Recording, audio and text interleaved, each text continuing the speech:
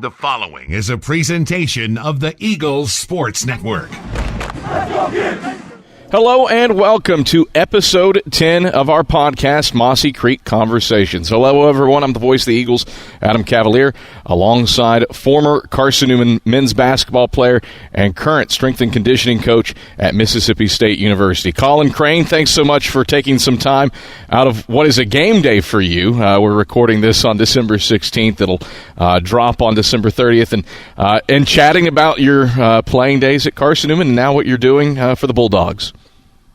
Yeah, Cav, I appreciate you having me on. It's a great time to get a chance to catch up. You are probably one of the more special guests for me, purely because you saved my bacon. When I first got to Carson-Newman, if Collin Crane didn't exist, Carson-Newman volleyball season would have been an abject failure. You would have one of my first work studies in the effort of full disclosure. You, Marcus Underwood, Troy Zawadski, and Erica Lovingood. So we're not here to talk about strength and conditioning. We're not here to talk about your playing days. We're here to talk about volleyball calling and the art of being a sports information intern. Man, I learned a lot through that process. Learned a lot from you, learned a lot about volleyball. And I guess most specifically, I met my wife, through the volleyball program there, which was a very unique experience. Obviously calling games with you, getting to see her a couple of times a week, making that introduction. And obviously neither one of us knew that it would turn into what it has down the road.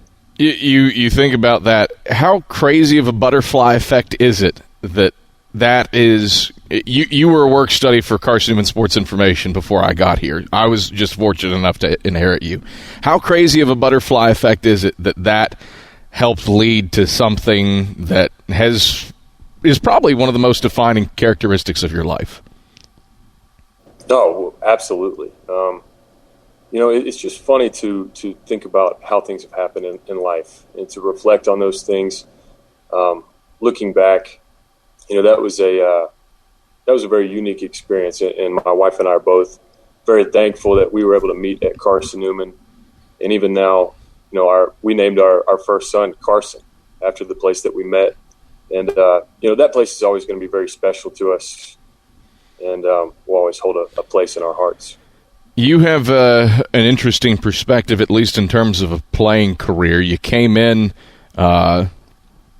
as one of Dale Clayton's final recruits, and then helped lay the groundwork for what would become the men's basketball program's first NCAA tournament appearance in more than a decade. In fact, your senior year, you have the dubious distinction of being the highest win total team without a postseason tournament appearance, but certainly the groundwork laid. What do you remember about the recruiting process coming to Carson-Newman out of Carnes High School? Yeah, it was I look at it, I'm very fortunate to have gotten to play for Coach Dale Clayton and Coach Benson in his first few years as being the head coach at Carson-Newman. Through the recruiting process, I had a couple other opportunities to play at other schools kind of at that same level in the South Atlantic Conference. But there was an assistant coach that continued to pursue me. His name was Chuck Benson, and he would show up at my high school every couple weeks, and we'd have to kind of pull together and play some pickup games, and he'd be driving through Knoxville wanting to catch up. And I really built a great relationship with him as an assistant coach. He's obviously a skilled coach. He's a great motivator. He's a great person. I mean, I look at him as he's been more influential in my life than any other person, any other man, any other coach, by far. And so to get to be a part of the transition from him being an assistant coach to a head coach there, it was really special to me. And it was not easy by any means, and I see it more now being a coach, how important it is to, instill the type of culture that you're wanting to instill, teach the values that you're wanting to teach, get the right type of players in the program. And so he was very on edge, as you can imagine, very intense, high energy, as he still is now. Yeah. So I really took a lot of responsibility in that transition to make sure that he was going to be successful. And that was very important to me. It didn't come quick, though. It really took a couple years to get rolling. That first year, I think back to the prep work and looking through the game notes, and that loss to Georgia College at Tusculum, 60-30 loss. There wasn't some great basketball being played. No, not at all. And that's something I'm not ashamed of at all. It's, if anything, it's proved a lesson in my life that, when you work at something really, really hard, that doesn't guarantee you results by any means. And, we live in a society where we're so impatient. Mm-hmm. We want results yesterday. And I'm guilty of that too. We all are. And so that was a great lesson that you have to continue to hit that metaphorical rock. You never know when it's going to break, but you wake up the next day, you make your bed, you eat breakfast, you get to work early, you get to practice early, and you're going to stay focused on the process rather than the actual product, because that first year was difficult. And, and again, Coach Benson was the key to at least my mindset moving forward of always remaining positive, always remaining focused on the process. And it was because of his level of commitment to the preparation and what we did. His demeanor never really changed, whether it was a win or a loss. He was really the same every day. When did you start to sense that things were beginning to move in the right direction? I would say it was probably at the end of that season. I think we had some players maybe leaving the program for one reason or another. We did bring in some really good players. People are going to recognize the names: Ish Sanders and Antoine Davis and Kevin Leatherwood, and obviously Kevin Hare was there. A lot of great players, and I'm forgetting a lot of names. But it was just a group of guys that I felt like it was just effortless to play with them. To come to practice every day, to punch that clock and go to work with them I wouldn't have rather done anything else at that point in my life. And it's something that I look back on. It was great. It was that was definitely the start of what Carson-Newman basketball is today. You bring up those names. I think one of the interesting things about your era, not necessarily your senior class, but the senior classes that sandwich yours, so many of those guys are still involved in the game of basketball. Kevin Leatherwood's an assistant coach with the Navy women. Ray Likely was a coach at Carson-Newman and still in the game. Ish still playing professionally in Australia. Antoine played professionally and is retired. Why do you think so many guys that surrounded the program during that time have gone on, and yourself included, are still connected to the game in some form or fashion? Yeah, I just think that has so much to do with what Coach Benson created around that team and around the program at Carson-Newman. It's he taught us so much through the game. It's a basketball game is really easy to grade, with a win or a loss. But he was teaching us so much along the way that it's just not graded with a win and a loss. When you look at life, it's circular. It's a roller coaster ride. It's up and down, and you have relationships in your life that are not winning or losing. How do you grade whether you're a good husband or a good father or a good friend? And it's so many of those things that I think he taught in the game of basketball that just made us want to stay involved in it. I mean, it was that he really instilled in me just a love for the process for preparation, And so literally what my job is now is to physically prepare our team to play. And it's all about the process. When today's a game day for us, I'm not going to get a whole lot of attention today, I hope. Because if you're a strength coach and you get attention on game day, it means it's bad. So I think I'm just so wired to focus on the process now, and that started when I was playing for him. How much, you kind of alluded to it, how much do you find yourself relying on those teachings in your day-to-day life as a husband and a father?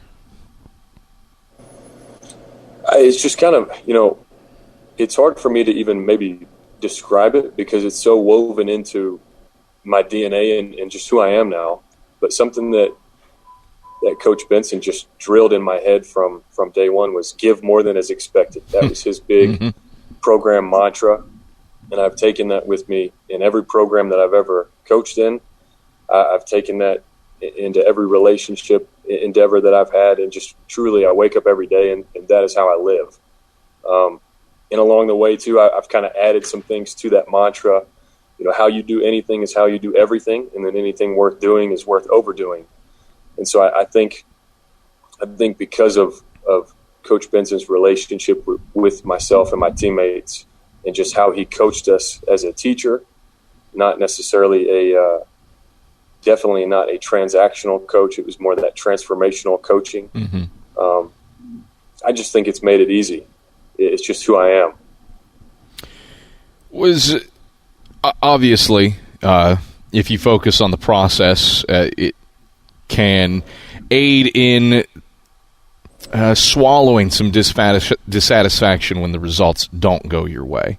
But obviously, when the process works and the results are also great, it's a very satisfying process.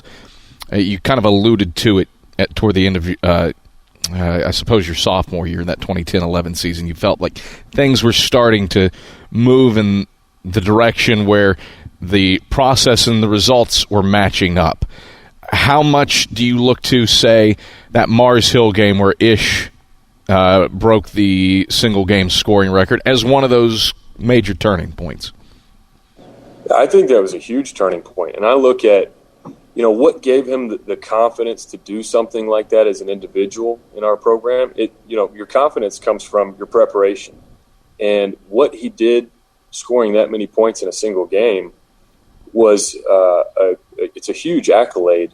And for people outside the program looking in, it's phenomenal. But to me as his teammate, seeing him shoot thousands and thousands of shots in the gym, early morning, gym sessions, late night gym sessions, I'm there shooting and rebounding with him sometimes.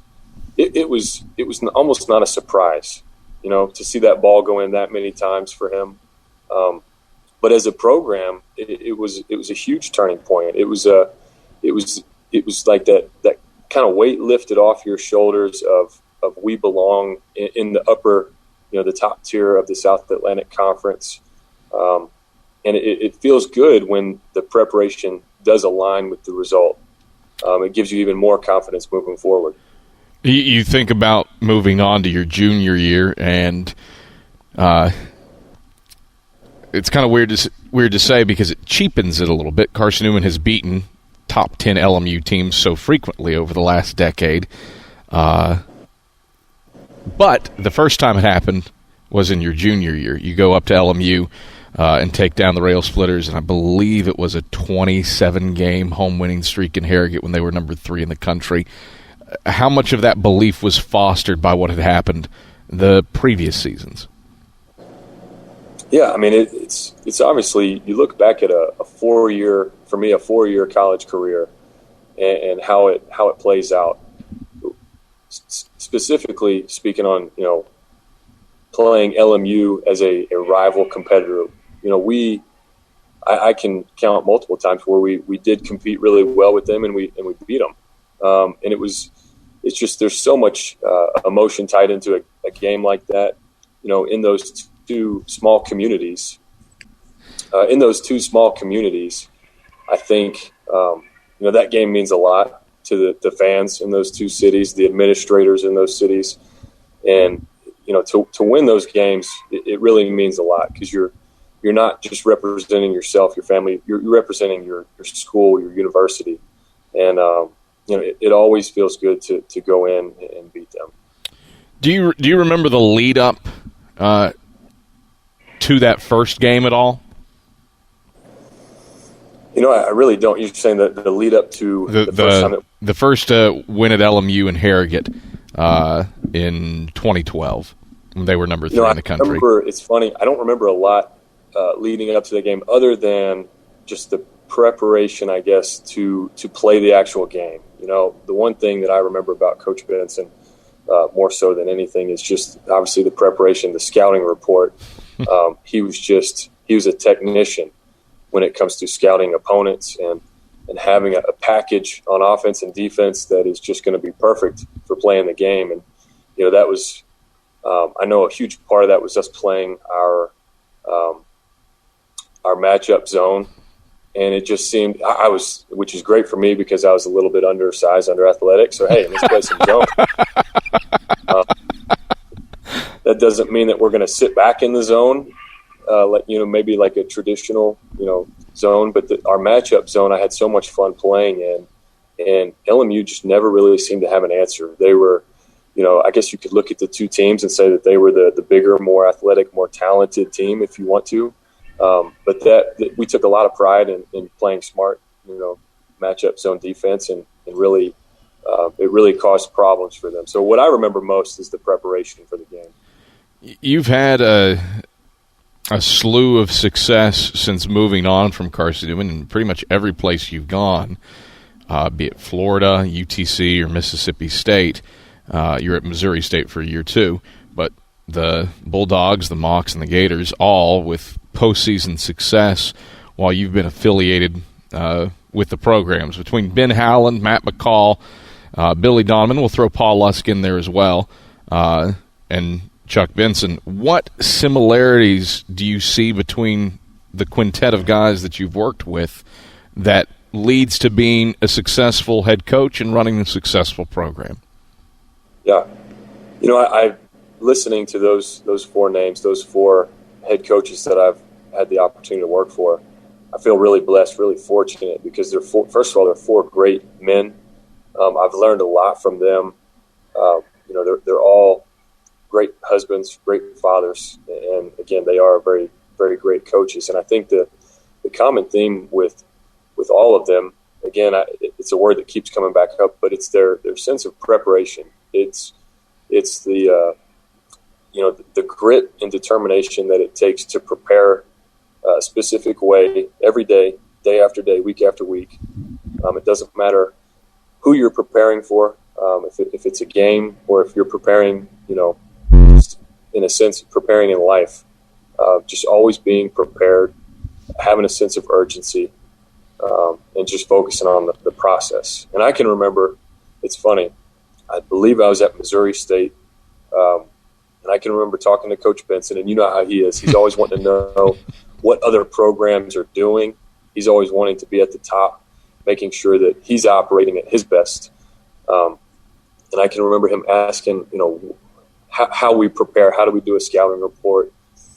What do we do that I think is better than what we did at Carson-Newman? And I was really struggling to find a whole lot of information to give him because he prepared at such a high level. I kept telling him, like, CB, you belong in Division I college basketball. Like you're a Division I coach. Like the way you carry yourself, the way you prepare, the way you motivate, the way you teach the game of basketball.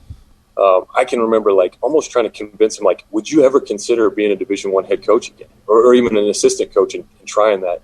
And it was funny because we were just at two different points in our life. I'm a young strength and conditioning coach, and I'm wired to win and to compete at the highest level. And, Coach Benson had already done that. Mm-hmm. He was an assistant coach at the University of Tennessee for a decade. He was a head coach at several different places. He had won hundreds of games. And, he kind of laughed when I would tell him those things. We were just at two different places in our life. And so for him, it's not about receiving the recognition or having the label of being an SEC coach or a Division I coach. He's the highest level coach he can be at Carson-Newman, and it doesn't matter what logo's on his shirt. And so that's one thing that I admire about him, and that's one thing that that conversation that we had when I was at Missouri State is always going to stick with me. It's not about the logo on your shirt. It's not about the level that you're at, but it's how you approach the game, how you approach the day, and how you teach and influence others. We had a podcast guest earlier this semester, Steve Cotton, who now is the voice of Marshall, was here in the 80s, brought up a Frosty Westering quote, legendary football coach, along with Ken Sparks as a member of the 300 Win Club, and it's make the big time where you are. Do you feel like Chuck Benson embodies that quote? Absolutely. I mean, without a doubt. I mean, the way that he prepares his teams to play a game, I've been involved in a lot of film sessions over the years, a lot of scouting reports. I mean, he truly approaches a game against LMU like it's a game against Gonzaga or Duke. So he definitely embodies that. You think about the preparation and what a basketball coach goes through in doing that. It feels like as a strength and conditioning coach, you have to be dialed into that preparation year-round, because while you can install a scout for a game against Central Arkansas in 48 hours, you can't get a guy in shape in 48 hours. How do you apply that in your realm? Yeah, that's a great point. You know, what we do is very much, as a strength and conditioning coach, it's year-round.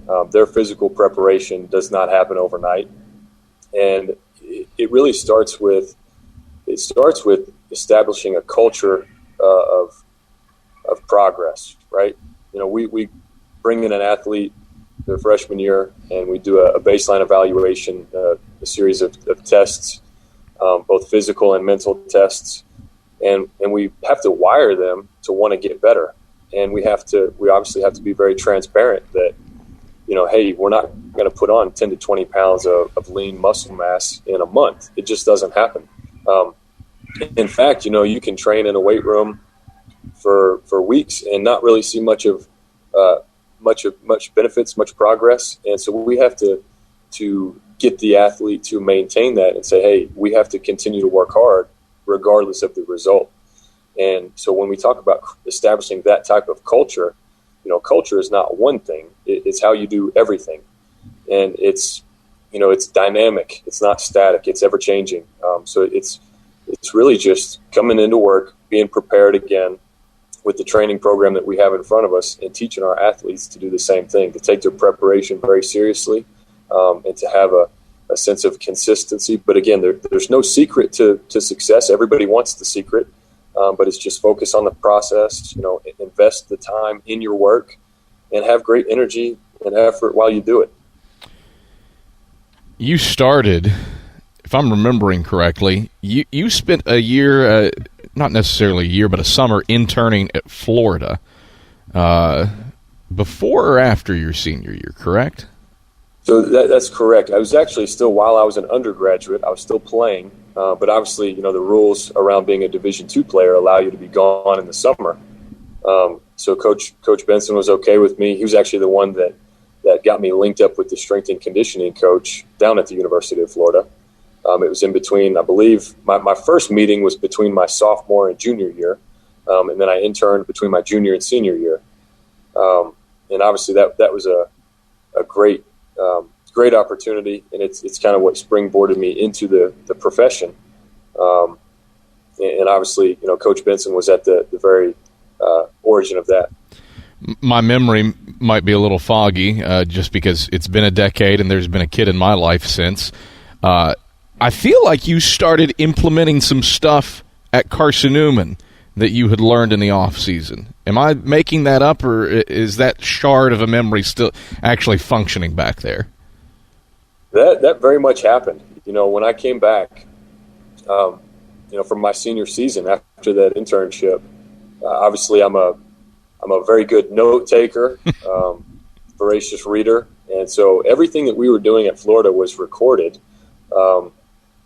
Obviously with Preston Green's permission, the head strength and conditioning coach. And so when I came back for my senior season, you know, I wanted our physical preparation to be taken up a level.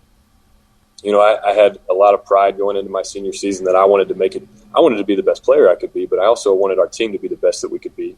So we really revamped our conditioning, our preseason conditioning, as well as some things in the weight room. And, I think our entire program really felt the benefits of that. And it was great for me too, as a young player, aspiring to be a coach. I felt like I was really coaching and teaching my teammates how to train properly. So it was really a good experience for me also. Looking back on that time, what do you think about that? You say, hey, I nailed that on the head. And what do you say? Man, I was an idiot and didn't know what I was doing, and I'm glad I learned from this. Yeah, I look back, I reflect on those things a lot. When I was a player or early on in my coaching career, I failed a lot. And I'm just going to put it very simply. Yeah. I failed a lot, and in the grand scheme of things, were they really big failures? No, not at all. But I think my biggest lesson with that is not to, I was always scared to kind of mess up. I wanted to be great from day one, and that's not how anything works in life. And so, the real lesson there is not to fear failure, because I think ultimately we all know that we learn from our mistakes, we learn from failure. And, over my last several years of coaching, I've been able to take those failures and really morph it and use it as fuel, morph it into something really great. Is it fair when you look at it through the lens of being process-oriented that you bring up little failures? And I love little failures regardless of what we're talking about, whether it's sports information or strength and conditioning or coaching basketball or even learning how to cook a split chicken breast. If there are little failures within that process, your overall product is still probably going to be something that to a layperson is going to be good. But there's so many learning points from within that process. How true do you feel that is? I couldn't agree with that more, Cav. I just think when you're wired the right way, when you're wired to focus on the process, you don't get upset when the result doesn't go your way. I think about so many maybe young players now that when they don't start as a freshman, they're very discouraged and they want to call to mom and dad, and they want to immediately transfer. And lucky for them, now they can transfer and be immediately eligible almost anywhere. So I just think we're, maybe that's not teaching them the right lesson. I look at so many players that we've had, even here at Mississippi State, that maybe didn't have a great freshman year, but they really stuck to the process because of the culture that we've created, and they've come out even better. And I can name a few because I still talk with these guys frequently. But we had a player, Robert Woodard, that was just drafted by the Sacramento Kings, and he didn't play a lot his freshman year. Can you imagine being a player in the SEC? You're expected to start your freshman year, you don't, and then a year later you're getting drafted in the NBA. You're playing in the preseason games. You're scoring points. Not to mention, a nice little, you're signing a nice contract.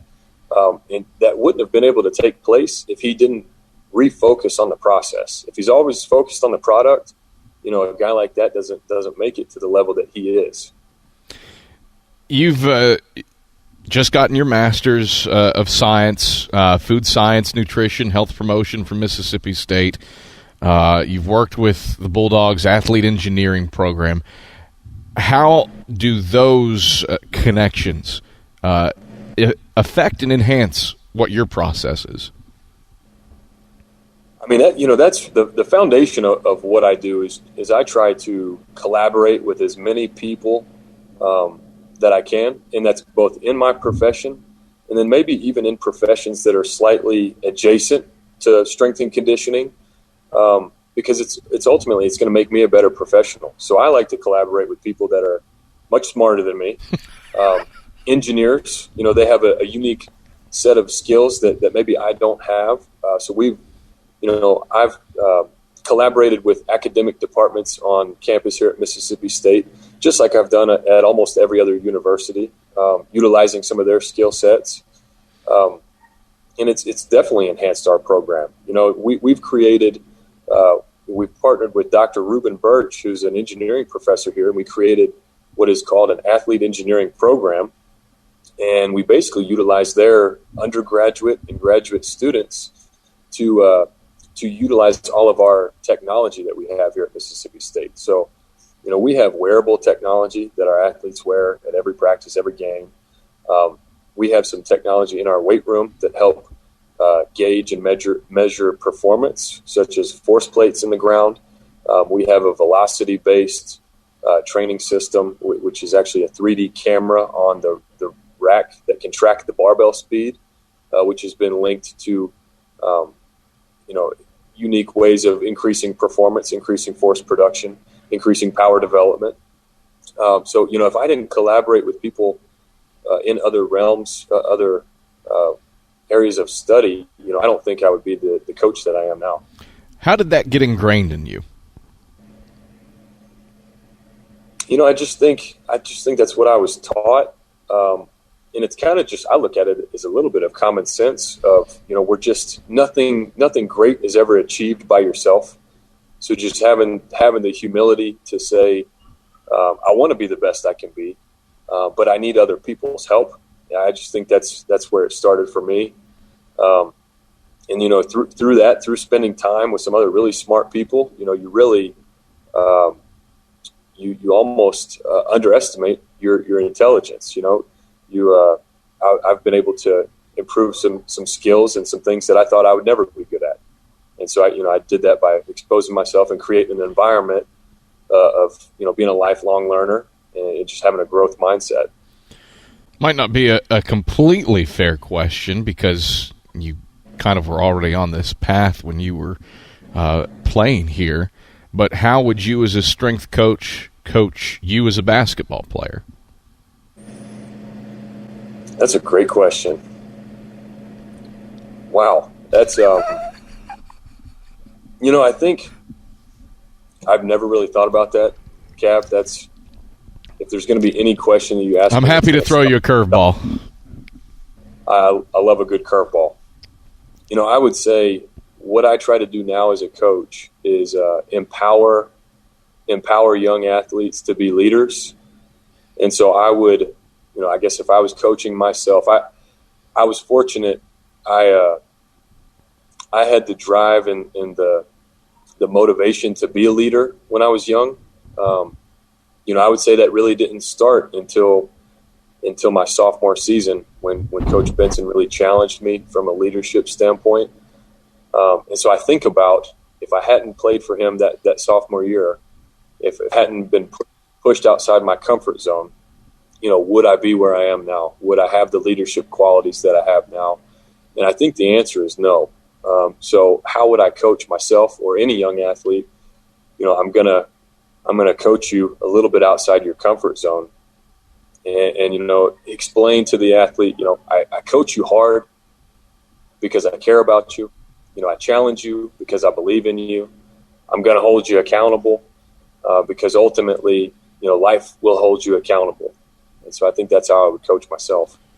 To set the table for this next bit, something about Chuck Benson is he is one of the most anti-award people I've ever come across.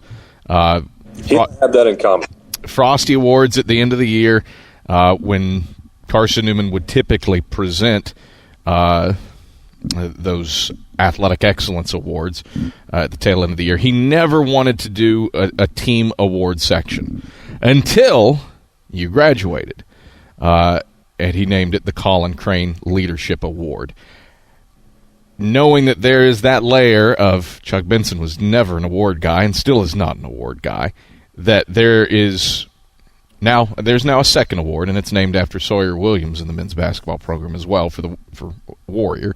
But the Leadership Award, how much does it mean to you that bears your name?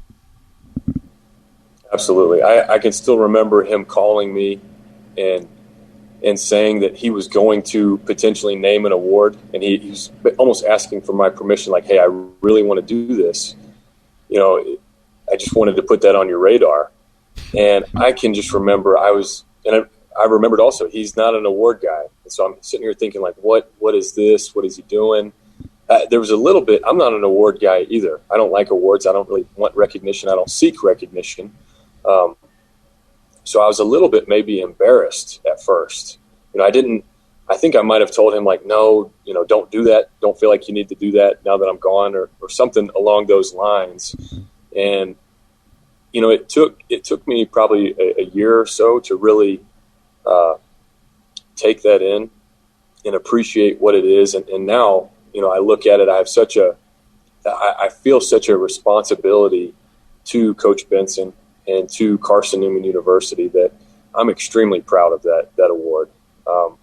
And I think my only other goal would be to eventually, hopefully, make it back to Carson-Newman where I could present that award. That's awesome. That's awesome. I'll keep that in mind next Frosty Awards when when we're doing that, especially if it's a virtual ceremony, as it seems like everything is. If we're talking leadership, I feel like we have to at least talk about your parents. And certainly your dad, Keith, played at Maryville. Your brother, Cameron, played there too. What did he help teach you about the game of basketball and leadership? Yeah. I think my family, for most people, I think family is the foundation for your future self. Obviously, the set of values that you develop, the type of path that you're going to take in life, it all comes from the foundation of family. And my dad and my brother, both being basketball players, I was always around the game from an early age. And I think, I wanted to be like both of those guys. I can still remember, my older brother is 6 years. He's 6 years older than me. So we were just in two different realms of life growing up. When a kid is in elementary school and another kid is in high school, you're not on the same wavelength. But I can remember just really, he was really one of my heroes, my brother and my dad both. I wanted to be like them so much. And, my brother always had a basketball in his hand. So that was one of the first things that I picked up along with some other sports.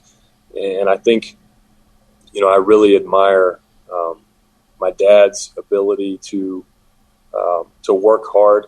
I saw him with just such a great sense of consistency from as early as I can remember to right up until when I left the house for college. Just his consistency and ability to work, to provide for a family. That's some things that I probably didn't appreciate growing up, that now that I have a family of my own, I really do admire and appreciate his consistency. And then, same with my brother. Those two men are very influential in my life.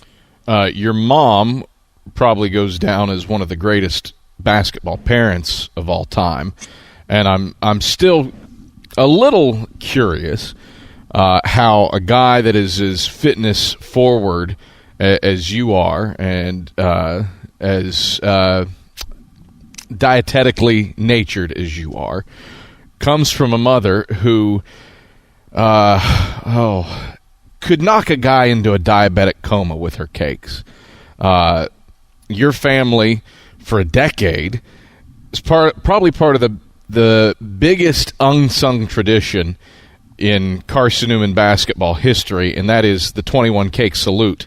In your honor, first and foremost, to the senior class. Your mom, for your senior day, baked 21 cakes and then continued to bake 21 cakes to honor men's basketball seniors for the next 9 years, I believe. How are you the way that you are coming from that woman's kitchen? Gosh, I don't know, because I remember growing up, she baked cakes. That was a passion of hers. She had her own business, and she was great at it. And, when you talk about someone that, truly loved what they did, that was my mom really embodied that. And still to this day, everything that she puts her time into, she truly loves it. And, But to answer your question, we were eating so much cake growing up.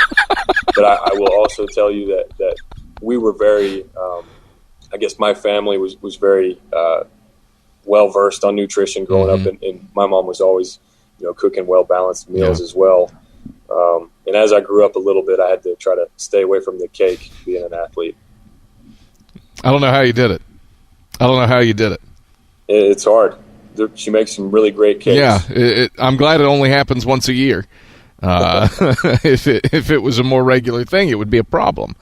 I'm hoping I get to see her around the holidays, and I'm sure she'll have some cheesecakes or red velvet cakes or something cooked up in the kitchen. Hopefully you get to see family around the holidays. I think everybody has altered their lives to some degree during this pandemic. Let's focus on that from your job. How have you had to adjust what you do in what we as a world are facing right now? Gosh, I don't even know where to start. We were fortunate. We got to come back after an isolation period. We came back in June.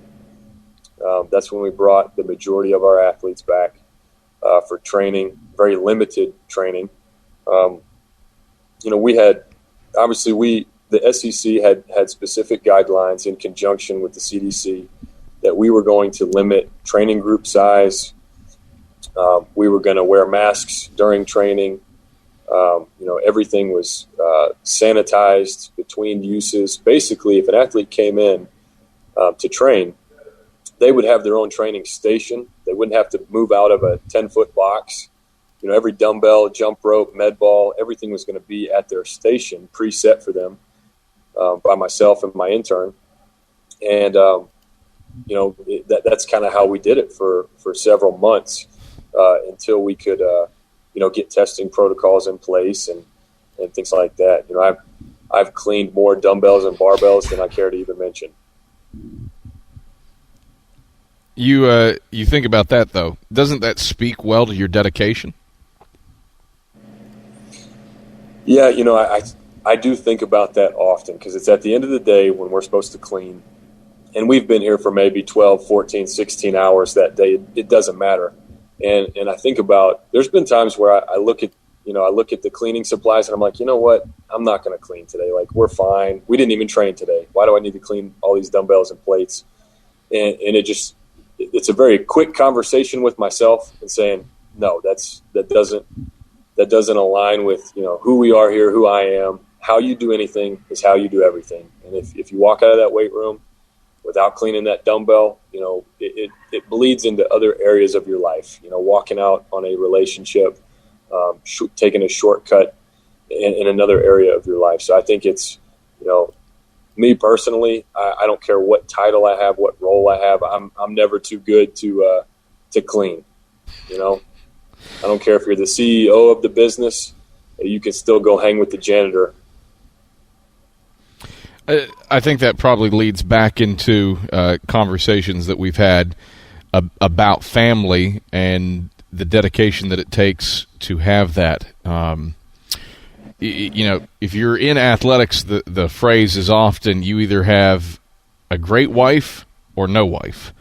How does Courtney help balance things for you, and how much does her being a former volleyball player help the madness of trying to raise a child while do this? I'm very fortunate that obviously to have her support, and she is a former college athlete, so she understands what we do. She understands the commitment that it takes. And I'm also very fortunate that she has, stood by my side and been very supportive ever since I started in this career. And so she saw how hard that I had to work to support us and to hopefully, climb that metaphorical ladder in my career that, I have strong professional goals. And she understood that. But her support, her consistency day in, day out, it can't be understated. She's at home right now, and she's working with our 2.5-year-old son on ABCs, 1, 2, 3s. She's just a phenomenal. She is a phenomenal teacher, supporter. She's the foundation for our family, and I think, when I have a bad day, I know she along with my son that's what keeps me going. Just her grace and the forgiveness that she gives me after working a really long day when maybe I should have gotten out of there early to get home. She does understand the ins and outs of my profession, and won't be home tonight since it's game day. Mm-hmm. Won't make it home for dinner. Probably be home around 10 p.m. And when I get there, she's going to have a smile on her face. Only if we win.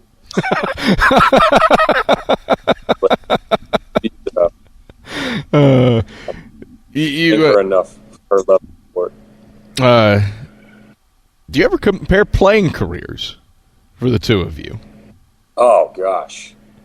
Yeah, I'm glad she's not here for this podcast right now, because she likes to kind of rub it in my face that she is a state champion in high school volleyball. Yeah. And, when I was playing in high school in Knoxville, there's so many other good high schools mm-hmm. with top-tier talent. We were really nowhere near state championship. So she likes to remind me about that. And then sometimes, I like to go in the drawer and get my SEC championship ring from Florida, my conference championship ring from UT Chattanooga, just to give her a little reminder that, like, hey, I've won a few games too now. I want to go back to, before we wrap up, I want to go back to your senior year. You were banged up a little bit, if I'm remembering correctly. Very banged up. And yet, the one game that I do remember was Milligan.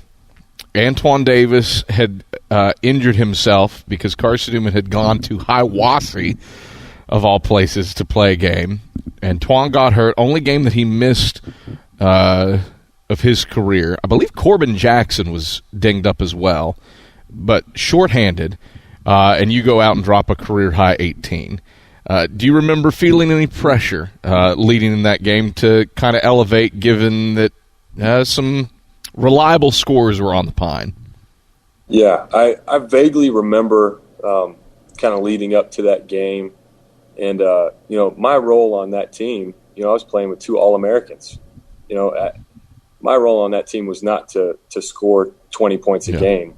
It was later in my college career, and there was that sense of role acceptance and helping run our team the way that it should be run, and to rebound and to be the high energy guy on the floor. I was not going to be outplayed.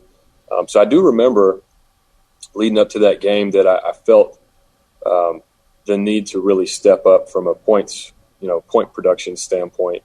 And, it had been a while since I'd probably scored that many points in a game, probably since high school. Because that was more of my role in high school, was to score. And so I do remember that. But in the game of basketball, when one man goes down, it's another player's opportunity to step up. And it was very important for me to take on that role. Maybe something that I was uncomfortable with at the time, but a very good memory in my college career looking back.